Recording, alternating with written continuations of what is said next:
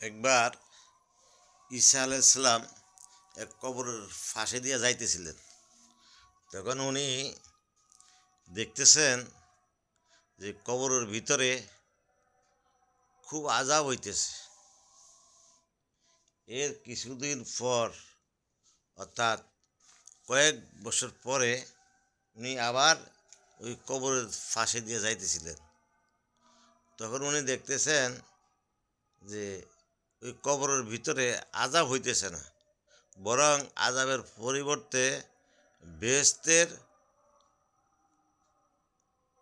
সামানা তার কাছে পরিবেশন করা হচ্ছে। তখন তিনি আল্লাহর কাছে ফরিয়াদ করলেন, হে মাওলা রব্বুল আলামিন, আমি একবার এই কবর দিয়ে যাইতেছিলাম, দেখলাম তার প্রচণ্ড ভীষণ আযাব হইতেছে, আর এখন দেখতেছি বেহেশতের মালসামানার সরবরাহ হইতেছে। তখন আল্লাহ তাকে উত্তর দিলেন,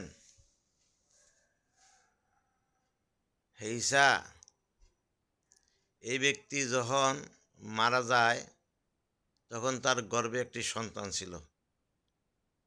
ওই সন্তানকে কোরআন আল্লাহর বাণী শিখানোর জন্য বলে গেছে।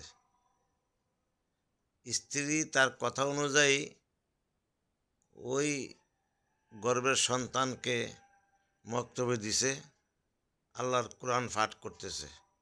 যখন আল্লাহর কোরআন পাঠ করতেছে, আল্লাহ পাক ওই শিশু বাচ্চার কোরআনের উসিলায় আল্লাহ তার কবর আযাব মাফ করে দিছেন, যার ফলে তার কাছে বেহেশতের সুসংবাদ আসতেছে। বেহেশতবাসীদের জন্য যা কিছু আল্লাহ পাক করেন তাই ব্যবস্থা করা হয়েছে।